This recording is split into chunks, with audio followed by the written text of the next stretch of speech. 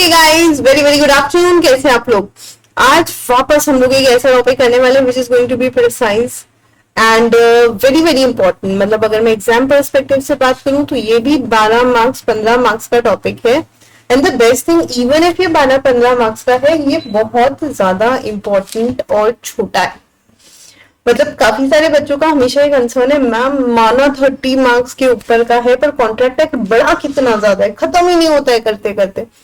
तो ये उससे ऑलमोस्ट आधे मार्क्स का है, लेकिन इसकी साइज उससे 1/5 है। तो इसलिए नेगोशिएबल इंस्ट्रूमेंट एक्ट तो भाई एक ऐसा एक्ट है कि तुम करके ही जाओ। ओके, इसका जो पहला सेगमेंट है वो इम्पोर्टेंट भी बहुत ज्यादा है, तो तुम लोग को बहुत इजी लगेगा, अच्छा लगेगा and it is going to be at most important for you. Okay, चलो बिना टाइम करवाए फटाफट हम लोग स्टार्ट कर लेते हैं। तो मैं हूँ Swati Agarwal, I am a chartered accountant as well as company secretary. मैंने CA/CS BCom ऑनर्स किया है and it's been 10+ years I have been teaching. और उसी एक्सपीरियंस को ध्यान में रखते हुए मुझे पता है कि तुम लोग को कौन से टॉपिक में कितना डिटेल चाहिए। सो हम लोग यहाँ पर नेगोशिएबल इंस्ट्रूमेंट एक्ट काफी डिटेल में कर रहे हैं, लेकिन ये पूरा डिटेल में करवाते हुए भी I gonna take like very very few minutes and I gonna cover it very quickly. Okay, चलो सबसे पहले introduction about the act. So law relating to negotiable instrument क्या है? एक ऐसा लॉ है जो कमर्शियल वर्ल्ड में इनैक्टमेंट से रिलेटेड है, जो ट्रेड, कॉमर्स, ये सारी एक्टिविटीज को फैसिलिटेट करता है और एक सैनिटी प्रोवाइड करता है इंस्ट्रूमेंट्स को क्रेडिट पर्पस के लिए। ठीक है, जो कि मनी में कन्वर्टेबल हो, इजीली पासेबल हो one person to another. In the absence of such instruments, the trade commerce activities were likely to be adversely affected as it is not practicable in trading community। तो ये trading community बहुत ज्यादा वो practicable है नहीं, bulk में काफी हद तक करेंसी इन्फोर्स जो भी है उस ट्रांजैक्शन को अफेक्ट करते हैं। और इंडिया का जो नेगोशिएबल इंस्ट्रूमेंट एक्ट है वो पूरी तरीके से आया है इंग्लिश लॉ से।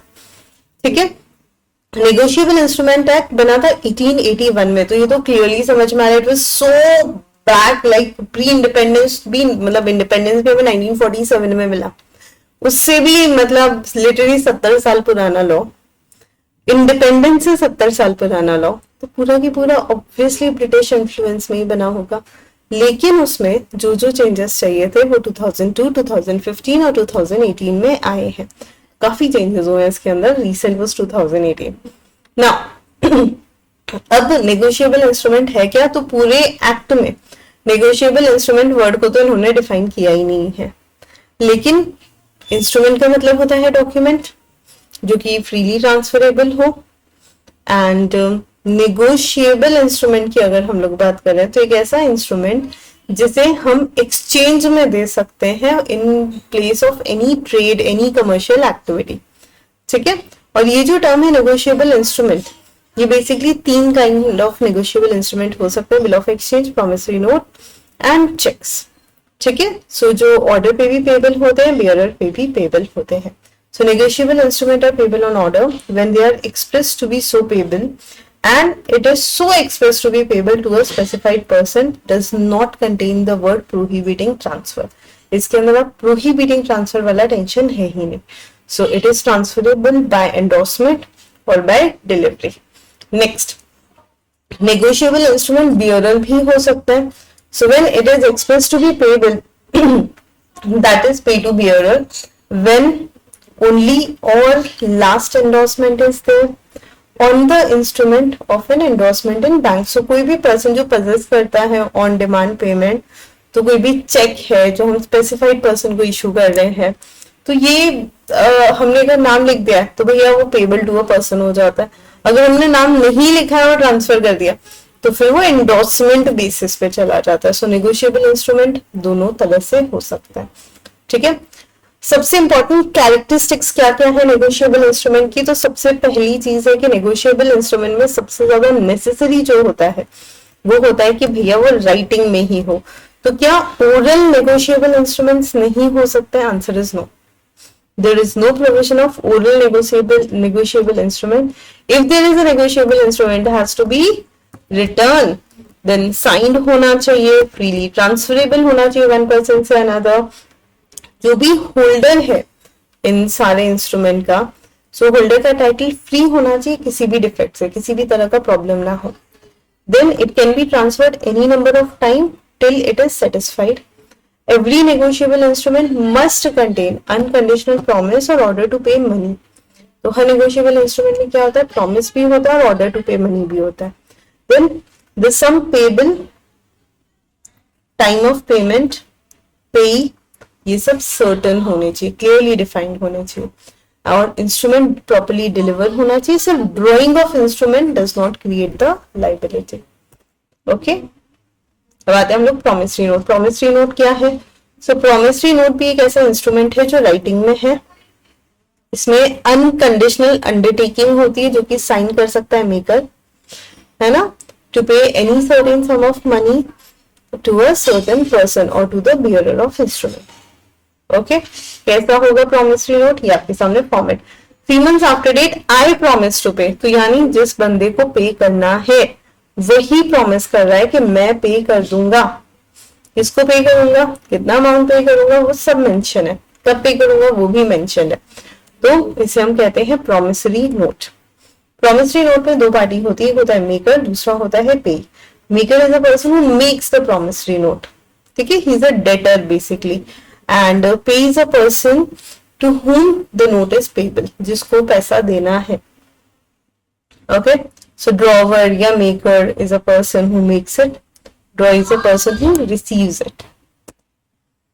Now, promissory note के characteristics क्या क्या है? तो वो भी राइटिंग में होना चाहिए. ओरल promissory note तो सफिशिएंट है ही नहीं. ये एक एक्सप्रेस प्रॉमिस होता है कि हम इतना सामान इस तारीख को दे देंगे, right. Promise to pay should be definite and unconditional. Instrument performance या non performance, कोई भी आपके performance या non performance पे payable होता है. Promissory note signed होना चाहिए by maker. Then it is to pay money only. Promissory note में क्या payable होता है? सिर्फ और सिर्फ money. Then certain amount होना चाहिए. मेकर और पे भी certain होना चाहिए, definite होना चाहिए और 2 अलग अलग पर्सन होने चाहिए. एक सिंगल पर्सन होता पे ही नहीं हो सकता है. और प्रॉमिसरी नोट में स्टैंपिंग भी जरूरी है एज पर इंडियन स्टैंप एक्ट. तो इंडियन स्टैंप एक्ट के जो भी नॉर्म्स होंगे उसके अकॉर्डिंग हमें उसको स्टैंप करवाना है. ठीक है. Coming to bill of exchange. What do we mean by bill of exchange? So bill of exchange is again a instrument जो राइटिंग में है. उसमें एक अनकंडीशनल ऑर्डर है जो कि मेकर साइन करता है और वो भी जो भी सर्टेन पर्सन है वो पेमेंट कर देता है मनी को. और ये भी बियरर भी हो सकता है, पेबल टू अ पर्सन भी हो सकता है. Okay, so bill of exchange है एक अगेन इंस्ट्रूमेंट है जिसमें ड्रॉवर बेसिकली वो बिल बनाता है, अमाउंट डिफाइन करता है और डायरेक्ट करता है कि भैया इतना इतना इतना अमाउंट पे करना है. ओके, सो यहाँ पर ड्रॉवर या जो मेकर है वो पर्सन है जिसने पैसा लेना है, जिसको देना है, वो कभी भी बिल नहीं बनाता है. ओके, बिल ऑफ एक्सचेंज में बेटा 3 पार्टीज हो सकती है. पहली होती है drawer who makes the bill of exchange, जिसने बिल ऑफ एक्सचेंज बनाया. ड्रॉई जिसको ऑर्डर दिया कि तुम पेमेंट करो. ठीक है, ही मेड इट, इसको बोला तुम पे करो. और पेई जिसको पैसा देना है. ठीक है, so it is a possibility कि जिसने बिल बनाया है वो पर्सन पेई होगी ना. और ऐसा भी हो सकता है कि ड्रॉवर ही पे ही हो. मैक्सिमम केसेस में ड्रॉवर ही पे ही होता है, कुछ एक्सेप्शंस हो सकता है. ठीक है, सो ये डॉक्यूमेंट भी राइटिंग में होगा. ये express order to pay money होता है, इसमें रिक्वेस्ट प्रॉमिस नहीं होता है. ऑर्डर डेफिनेट होना चाहिए, अनकंडीशनल होना चाहिए, साइंड होना चाहिए ड्रॉवर से इंस्ट्रूमेंट का. देन ड्रॉवर, पे, ड्रॉई ये सब सर्टेन होने चाहिए. कोई भी बिना नाम का इंसान यहाँ पे मिसिंग पर्सन ना हो. अमाउंट सर्टेन होना चाहिए. Order must be to pay money only and it must B stamped. तो ये सारे एसेंशियल कैरेक्टरिस्टिक्स है. तो सैम ने कुछ गुड्स बेची रीता को, फिर जो बिल ऑफ एक्सचेंज है वो डिलीवर हुआ रीता को and is accepted by unconditionally. जैसी मैच्योरिटी उसने इंस्ट्रूमेंट प्रेजेंट किया, ड्रॉवर ने रिसीव किया और ऑर्डर कंप्लीट हो गया. ठीक है, सो प्रॉमिसरी नोट और बिल ऑफ एक्सचेंज में एज सच क्या डिफरेंस है? तो promissory note is instrument in writing जिसमें अनकंडीशनल अंडरटेकिंग है जो मेकर साइन करेगा. सर्टेन सम ऑफ मनी होगा, सर्टेन पर्सन होगा जो बियरर ऑफ इंस्ट्रूमेंट होगा. इंस्ट्रूमेंट क्या होगा? राइटिंग में होगा, अनकंडीशनल होगा, मेकर साइन करेगा, सर्टेन पर्सन होना चाहिए, सर्टेन सम ऑफ मनी होना चाहिए, और ये इंस्ट्रूमेंट बियरर भी हो सकता है। Promissory note, there is a promise to pay money. Bill of exchange में ऑर्डर टू पे मनी होता है, प्रॉमिसरी नोट में मेकर और पेई होते हैं, और बिल ऑफ एक्सचेंज में ड्रॉवर, ड्रॉई, पेई तीनों होते हैं। प्रॉमिसरी नोट में कोई एक्सेप्टेंस की रिक्वायरमेंट नहीं होती है, तो it has to be signed by a person, लेकिन बिल ऑफ एक्सचेंज में एक्सेप्टेंस की जरूरत होती है। Promissory note cannot be made payable to the bearer. However, bill of exchange can be made payable to the bearer. Okay? अब check क्या होता है? चेक भी एक बिल ऑफ एक्सचेंज है जो कि स्पेसिफाइड बैंक के ऊपर ड्रॉ होता है and should not be expressed to be payable otherwise on demand, or it includes the electronic image of truncated check. ठीक है? So ये एक बिल ऑफ एक्सचेंज है जो बैंकर के ऊपर ही होता है, एक्सप्रेस होता है, इसका जो electronic image of truncated check के फॉर्म में होता है, राइट। तो चेक का स्पेसिमेन यहाँ पे तुम्हारे पास है। देखो अभी हमने प्रॉमिसरी नोट देखा, बिल ऑफ एक्सचेंज देखा, लेकिन इन सबसे ज्यादा, वैसे अभी तो चेक भी कम हो गए क्योंकि हम लोग ऑनलाइन एनईएफटी आरटीजीएस करते हैं, लेकिन फिर भी एटलीस्ट चेक्स यूज होते हैं। प्रॉमिसरी नोट और बिल ऑफ एक्सचेंज का यूज बहुत कम हो गया। नाउ प्रॉमिसरी नोट भी एक तरह से बिल ऑफ एक्सचेंज। अब यहाँ पर देखो हम क्या कह रहे हैं, pay mister X sum of rupees से 50,000। तो हमने बैंक को ऑर्डर दिया कि तुम ना मिस्टर एक्स को 50,000 पे कर दो हमारी तरफ से, ठीक है। Now can it be payable on demand? Yes, it should be payable whenever the holder chooses to present to the drawing. Then the expression banker includes any person acting as banker and any post office saving bank. Okay? Checks in electronic form का क्या मतलब हुआ? कोई भी check जो draw हो रहा है इलेक्ट्रॉनिक फॉर्म में बाय यूजिंग कंप्यूटर रिसोर्सेज, जो कि सिक्योर सिस्टम में हम लोग यूज करते हैं यूजिंग डिजिटल सिग्नेचर, ठीक है। ट्रंकेटेड चेक क्या होता है? सो ट्रंकेटेड चेक मतलब कोई भी ऐसा चेक जो क्लियरिंग हाउस के पास जा चुका है और क्लियरिंग हाउस ने उसका इमेज लेके इलेक्ट्रॉनिक फॉर्म में भेजा है बैंक को क्लियर करने के लिए, उसे हम कहते हैं ट्रंकेटेड चेक, ठीक है। नेक्स्ट, 3 पार्टी होती है चेक्स की भी, drawer, drawee, payee. So drawer is a person who draws the cheque, ठीक है, डेटर है, इसने पैसा देना है, ये चेक बना रहा है। ड्रॉई कौन है? यहाँ पर बैंक है, हमने बैंक को ऑर्डर दिया है कि भैया तुम पेमेंट करो, और जिसको पेमेंट करना है उसका नाम उस चेक पे लिखा होता है, वो होता है payee. Okay, so the person who makes it is drawer, the person who is directed to pay drawee, और जिसके फेवर में हम इशू करें वो है पेई। तो ये है जिसको पैसा देना है मिस्टर एक्स, ये है बैंक। और मान लो एक्स ने वाई को पैसा देना है 50,000, ये है मिस्टर वाई।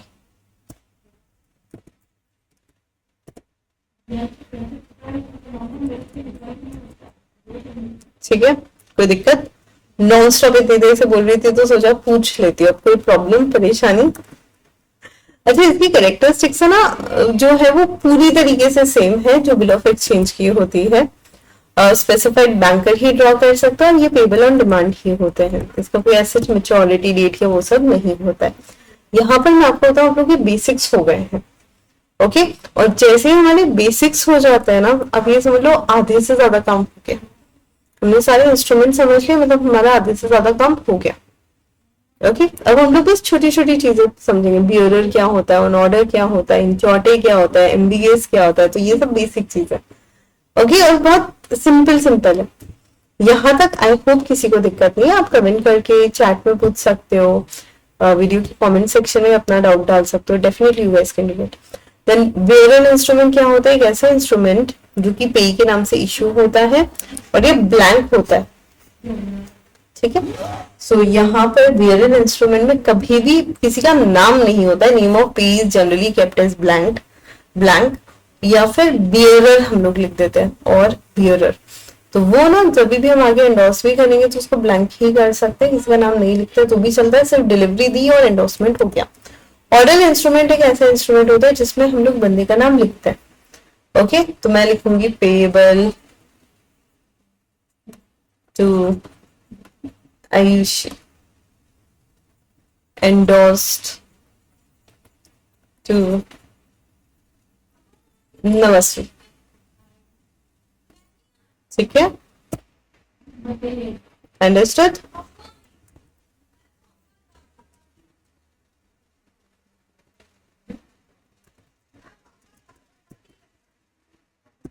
चलो आगे।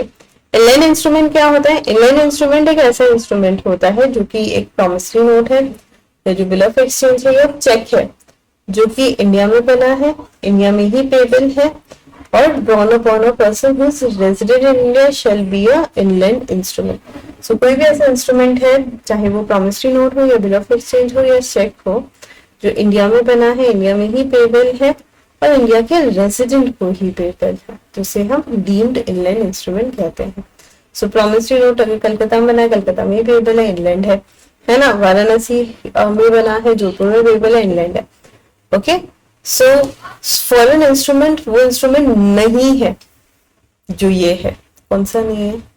कोई भी promissory note, bill of exchange जो कि ड्रॉ हुआ है इंडिया में, which is payable in India or drawn upon a person who is resident in India, तो वो इनलैंड इंस्ट्रूमेंट है। तो फॉरेन इंस्ट्रूमेंट क्या होता है? कोई भी promissory note, bill of exchange या चेक इंडिया के बाहर बना है। पहली कंडीशन इंडिया के बाहर बना हुआ होना चाहिए। और दूसरी, कोई भी पर्सन जो रेजिडेंट है इंडिया आउटसाइड इंडिया, उसको दे रहे हैं हम लोग। On a person resident outside India, payable outside India. On a person resident in India, payable outside India, उसे हम कहते हैं foreign bill. So inland, drawn in India, payable to a resident in India or payable in India. Drawn, foreign instrument is something which is not drawn in India and not payable in or drawn upon a person who is resident in India. Next, inchoate instrument. Inchoate instrument एक ऐसा instrument है जिसको देखकर ना कुछ incomplete वाला feeling आता है। यानी कि जहां पर भी draw or make or accept and endorse of the negotiable instrument may sign or deliver instrument to another person. ठीक है, और उसमें ना हमने कोई इंस्ट्रक्शन दे दिया है जिसमें हमने उसे थोड़ा सा ब्लैंक छोड़ दिया कि भैया तू तेरे हिसाब से भर ले। ऐसे इंस्ट्रूमेंट को कहते हैं हम इंचॉर्टे इंस्ट्रूमेंट, जहां पर रिसीविंग पर्सन उसको कंप्लीट करता है। सो लाइबिलिटी क्या है इंचॉर्टे इंस्ट्रूमेंट को ड्रॉ करने की? So the person signing and delivering inchoate instrument is liable to both holder and holder in due course. Holder of such instrument cannot recover the amount more than the amount intended, and the holder in due course can, however, recover any amount of such instrument provided covered by the stamped affix from the instrument. ठीक है, so basically इंचॉर्टे instrument एक ऐसा instrument हो गया जो कि payable होता है, लेकिन उसके अंदर की प्रॉब्लम क्या है? ये इंस्ट्रूमेंट अभी बेसिकली कुछ इनकम्प्लीट है, और ये इनकम्प्लीटनेस कौन पूरी करेगा? जो भी पर्सन है जिसको पैसा लेना है वो कंप्लीट कर देगा। एम्बिगुअस इंस्ट्रूमेंट भी एक वैलिड इंस्ट्रूमेंट है, लेकिन वो वेग है। क्यों वेग है? क्योंकि ना तो हम उसे बिल ऑफ एक्सचेंज की तरह क्लासिफाई कर पाते हैं, ना ही प्रॉमिसरी नोट की तरह, लेकिन फिर भी वो एक नेगोशिएबल इंस्ट्रूमेंट है। ठीक है, मोड ऑफ नेगोशिएशन क्या है? वे promissory note, bill of exchange, cheque is payable to bearer by delivery कर लो, एक्चुअली कंस्ट्रक्टेड, या फिर अगर promissory note, bill of exchange या cheque is payable to order, तो हम एंडोर्समेंट से डिलीवरी कर सकते हैं। सो नेगोशिएशन या ट्रांसफर ऑफ नेगोशिएबल इंस्ट्रूमेंट कैसे होगा? उस पे हम लोग बियरर है तो सिर्फ डिलीवरी दे देंगे, अगर बियरर नहीं है तो हम पर्सन का नाम मेंशन कर लेंगे। ओके, यहां तक कुछ भी प्रॉब्लम है तो प्लीज पूछ लीजिए, एक और बड़ा पड़ाव खत्म हुआ यहाँ तक।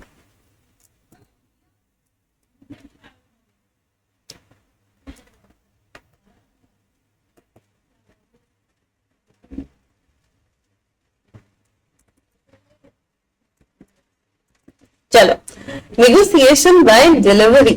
सो अगेन नेगोशिएशन हम लोग सिर्फ डिलीवरी करके भी कर सकते हैं, एंडोर्समेंट से भी कर सकते हैं। हमने उसको बस दे दिया अगर बियरर है तो डिलीवरी करना पड़ेगा, जब आगे हम लोग फर्दर एंडोर्स टू करते हैं। ना इंपॉर्टेंस ऑफ डिलीवरी क्या है? ये मैंने नेगोशिएबल इंस्ट्रूमेंट बनाकर ना मैंने ड्रॉवर में रख दिया। क्या ये एक वैलिड इंस्ट्रूमेंट होगा? क्या ये कंप्लीट ट्रांजैक्शन होगा? Answer is no. I have to deliver, no, इसका नाम है नेगोशिएबल। नेगोशिएबल मतलब ट्रांसफरेबल। ट्रांसफर नहीं किया, बना के रख दो, उसका कोई मोटिव, कोई यूज ही नहीं है। डिलीवरी वॉलेंट्री होनी चाहिए, अपनी इच्छा से होनी चाहिए, एक्चुअली कंस्ट्रक्टिव डिलीवरी चलती है, ठीक है। स्पेशल पर्पस इंस्ट्रूमेंट या कंडीशनल इंस्ट्रूमेंट्स भी वैलिड होते हैं, दोनों पार्टीज एग्री करती है तो इनकम्प्लीट इंस्ट्रूमेंट होता है, तो दूसरी पार्टी उसे कंप्लीट कर सकती है। देन डिलीवरी असेंशियल है, not only to the negotiation but also when making or drawing the instrument is there. Then right of instrument should not be transferred to the endorsee, and अगर endorser की death हो जाती है before endorsement तो वो endorsee को deliver हो जाता है, लीगल रिप्रेजेंटेटिव को डिलीवर हो जाता है। Okay, next. नाउ कोई भी पार्टीज अगर इमीडिएट पोजीशन में है तो डिलीवरी इफेक्चुअल होगी and it must be made to the party making, accepting, endorsing the instrument by a person authorised by him in that behalf. So how delivery is made, effective होनी चाहिए, सामने वाली party accept करनी चाहिए और authorised होना चाहिए। As between such party and any holder of the instrument other than holder in due course, so it may be shown that the instrument was delivered conditionally or for special purpose only. So conditional होना चाहिए, special purpose के लिए होना चाहिए, ठीक है। अभी बोलो कोई डाउट हो तो।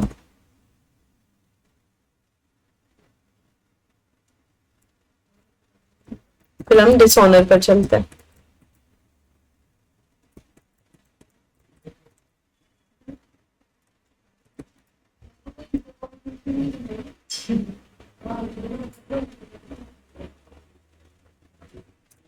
Next, dishonor of check for insufficiency of funds in the account. अगर चेक डिसऑनर है क्योंकि फंड्स में पैसा कम है, ओके, फंड्स में सॉरी अकाउंट में फंड्स कम है, जितना पैसे का चेक है उतना नहीं पैसा है, तो ऐसे केस में उसे ऑफेंस माना जाता है। इम्प्रिजनमेंट हो सकता है चेक इशू करने वाले को 2 साल तक का, और जितना भी अमाउंट का चेक था उससे ट्वाइस अमाउंट चेक का रिकवर भी किया जा सकता है। सो अगर चेक डिसऑनर होगा तो it is a punishable offence. कितना पनिशमेंट है, क्रिमिनल ऑफेंस है, तो यहाँ पर 2 साल का इम्प्रिजनमेंट हो सकता है और जितने का चेक है ना उसके ट्वाइस अमाउंट का पेनल्टी चार्ज हो सकता है। ओके, तो इतना ध्यान रखना है। So, सेक्शन 138 नहीं एप्लीकेबल होता है अगर चेक प्रेजेंट होता है with in the validity period. Okay, then demand of the payment notice से हो रहा है या फिर ड्रॉवर द फेलियर है to pay such an amount. Next, what is the presumption in favour of holder. So कभी भी अगर चेक डिसऑनर होता है तो it should be presume unless it is prove that the holder of the cheque received the cheque of the nature referred in section 138 in whole or in part of the debt. So सबसे पहले जो भी है कि भैया जो भी holder है ना, उसके फेवर में ही प्रिजम्पशन आता है। बेसिक पहला वाला तो कि उसने जानबूझ के नहीं किया होगा या आधा डेट अगर वो पे कर देता है तो उतनी लाइबिलिटी मत क्रिएट करो, ये सारी चीजें होती है। तो यहाँ पे जो भी पर्सन है जो चेक इशू कर रहा है उसको लिबर्टी है to prove it. Next, defense which may not be allowed in any prosecution. So it shall not be the defense in the prosecution of the offense of section 138 that the drawer has no reason to believe that he has issued check. ये तो नहीं बोल सकते अरे मैंने तो check issue नहीं किया था, मैंने कब किया मुझे पता ही नहीं चला। ऐसा तो हो ही नहीं सकता कि वो डिसऑनर और प्रेजेंट हो गया और मुझे पता ही नहीं था। मतलब ये तो कोई वैलिड रीजन है ही नहीं। ओके, कभी भी कोई भी इंसान ये वाला रीजन तो दे ही नहीं सकता। Coming to the last segment of the chapter, that is presentment of instrument. So presentment for acceptance. So अगर कभी भी बिल ऑफ एक्सचेंज है जो कि एट साइड पेबल है, सो ड्रॉई एक्सेप्ट कर लेगा, टाइम और प्लेस स्पेसिफाइड नहीं भी है तो। रीजनेबल सर्च किया हमने ड्रॉई को और फिर हम उसे नहीं ढूंढ पाए तो फिर हम लोग बिजनेस हॉल में जो भी रीजनेबल प्लेस थी एक बार वहां पर प्रेजेंट कर देंगे। ओके, डिसऑनर है तो so drawee can not be found after the reasonable search, तो भैया डिसऑनर कर दो। देखो सबसे पहले तो आफ्टर साइट है, उसे उस जगह ले जाओ। हमने ढूंढा, ड्रॉई मिल गया तो उससे पैसे ले लो, नहीं मिला डिसऑनर मान लो। स्पेसिफाइड प्लेस क्या हो सकती है, So present it there dishonor if the drawee can't be found at the specified place. Okay. और पोस्टल प्रेजेंटमेंट क्या होगा, वो हमेशा अग्रीमेंट से अग्रीड होगा. Next, presentment of promissory note for side. So payable after side, it must be presented to the maker or the side within the reasonable time. और कोई liability नहीं होती है parties. Number 3, drawee has 48 hours to decide the acceptance. ठीक है. Then payment के लिए presentation होता है हमेशा, तो चाहे bill of exchange हो, check हो या promissory note हो. No liability of party if the presentment is made. अगर उसने timely presentment कर लिया तो कोई liability है ही नहीं, है ना. It is authorise by the agreement और कोई प्रेजेंटमेंट की नीड ही नहीं. Then the presentment must be done during the normal business hours या banking hours and the presentment of the instrument is payable after sight या after date. तो maturity पे हमें उसे प्रेजेंट करना होगा. आई होप यहाँ तक क्लियर है. नेक्स्ट, इंस्टॉलमेंट में भी पेमेंट हो सकती है डिपेंडिंग अपॉन क्या सिचुएशन है. अगर कोई नोन प्लेस नहीं है, so if no known place, the present in the public whenever the maker drawer और एक्सेप्टर कैन बी फाउंड, है ना. पब्लिक में प्रेजेंट हो सकता है. देन टू चार्ज ड्रॉवर और टू चार्ज अदर. सो जो भी हम लोग प्रेजेंट कर रहे हैं बैंक में, which is drawn of any change in the relationship of drawer, it must be presented within the reasonable time. Next, specified place अगर mention है तो वहीं पर present करेंगे, नहीं mention है तो usual place पे कर देंगे. Time अगर mention है तो time उसी time करेंगे, नहीं है तो reasonable time में हमें demand करनी है. Okay, agent, representative, assignee कोई भी present कर सकता है. कोई भी अगर delay है, so delay तभी excuse होगा जब it must be present within the reasonable time. Okay. Presentment unnecessary कब होता है? When it is close to a business place and non-attendance of a specified place. Banker must compensate for the loss due to his negligence. So अगर कोई भी तरह का negligence है by the banker, तो वो banker उस चीज की भरपाई करेगा, है ना, और कोई नहीं करेगा. Next, rules of compensation क्या क्या होते हैं? सो कॉम्पनसेशन तभी पेबल होता है जब डिसऑनर हो, प्रॉमिसरी नोट का, बिल ऑफ एक्सचेंज का या चेक का. जो भी लाइबल पार्टी है या जो भी एंडोर्सी है, obviously they will pay. So holder is entitled for the amount due in the instrument. तो जितने का अमाउंट है इंस्ट्रूमेंट का, मानो 50,000 का, है ना. एक मिनट, पेन का कलर चेंज करता हूँ. सो मान लीजिए 50,000 का इंस्ट्रूमेंट है, फिर 50,000 तो पे करने ही होंगे. और क्या पे करने होंगे? When a person charged resides at a place different from that of the instrument was payable and the holder is entitled to receive at current rate of exchange. तो कोई भी फॉरेन एक्सचेंज में चेंजेस है तो वो. Then अगर amount due नहीं पे कर पाते तो 18% इंटरेस्ट. ओके. और जो भी एंडोर्सर है जो रिजाइड कर रहा है अलग अलग प्लेसेस पे, अगर वो एंटाइटल है कि वो रिसीव करेगा, तो जो भी एक्सचेंज का भी डिफरेंसेस है जो भी है वो भी उसको मिलना चाहिए. And last but not the least, when the party is entitled for compensation, तो उसे सबके अलावा कॉम्पनसेशन भी मिलना चाहिए. If there is anything which that person is supposed to pay legally illegally, तो वो अमाउंट भी पे होना चाहिए along with the all these amount whatever is applicable. Okay. इसी के साथ हमने नेगोशिएबल इंस्ट्रूमेंट का detailed fast one shot revision किया है. आई रियली होप ये तुम सबके लिए हेल्पफुल है ना. कुछ भी डाउट्स है डेफिनेटली आप नीचे डाल दीजिएगा कमेंट सेक्शन में, मैं रिप्लाई कर दूंगी. बाकी आप लोग मुझे रीच आउट कर सकते हो टेलीग्राम, इंस्टाग्राम, किसी भी ग्राम पर. ठीक है. Just study hard. अब हम लोग स्टार्ट करने वाले हैं mock test paper, model test paper वाला सीरीज. इसमें तुम लोग को बहुत सारा प्रैक्टिस कराने वाली है. ओके. चलो, thank you so much guys, take care, bye bye.